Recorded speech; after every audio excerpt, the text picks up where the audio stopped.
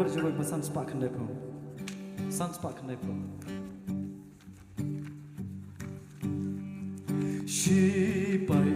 Christmas tayang pancom kahima soitan tersyapran atiar tukik badun yala ukaten wacong alia shumenta hajar mensip kinang yam perdu sembai jing shishaya uji jisu tuyanam thom ki kut ka jing dum to pendam lên thom ki kut ka jing dum to pendam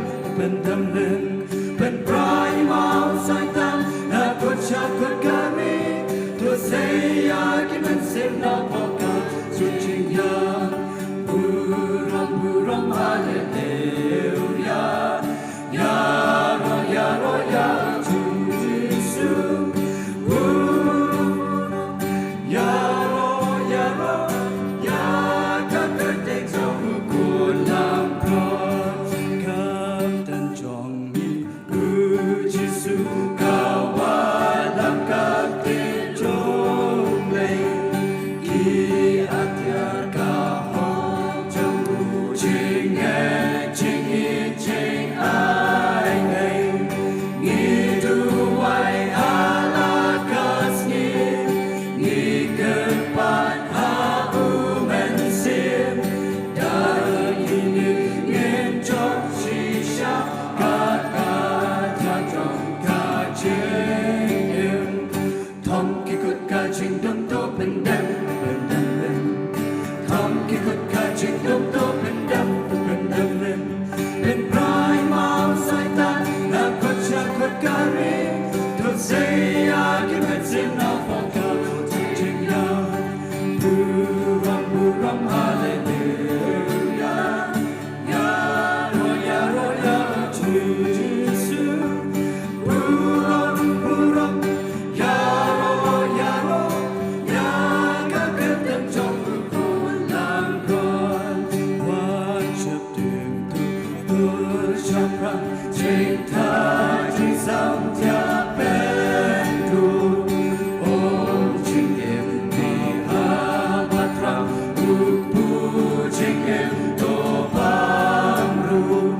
to ya ro ke teng tu play ching i trong ku to pen pau ya la u ko tu ai ya ni na ching ku ban na thom ki kut ka ching dum to pendam lên thom ki kut ka ching dum to pendam lên bên prai mau sai tan na kut cha kut ka ri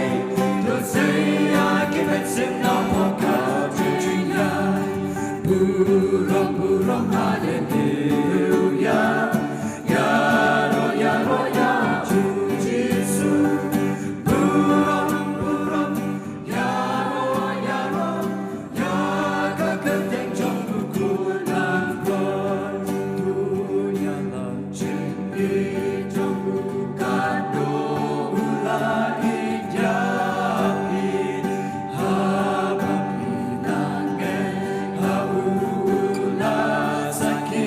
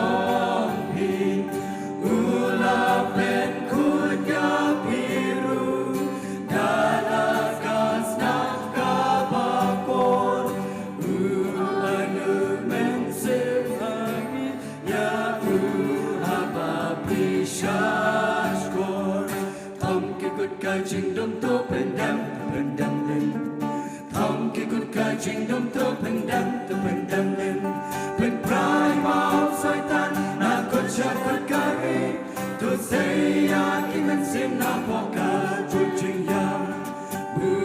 buram haleluya ya ro ya Jesu buram ya ro ya kakete trong kulang bron thom kikut ka jing dong to pendam len thom kikut ka jing dong to pendam len ben prai mau satan nakut syakut kari tu saya kimen sim na poka tu jing yang buram haleluya ya ro ya Jesu buram ya ro ya kaketeng trong kulang bron. Boleh dengan Tuhan buram semua. Amin.